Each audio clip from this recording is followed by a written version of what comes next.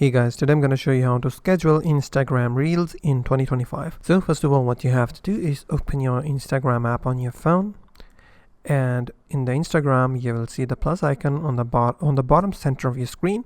Now you know how to upload a reel already, so I will show you how to schedule it. So I will click on the plus icon and click on Reels to go to the Reel section. I will find the video that I want to upload as a reel. I will click on the video, and then you can apply filters or whatnot. You already know all of this stuff, so you have to click on next. Now from here, how can you schedule your reel? What you have to do is swipe down just a bit and click on the more options on the bottom.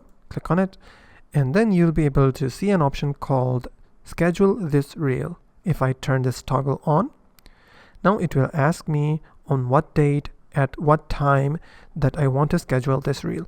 So I will select the date and the time, and I will click on done.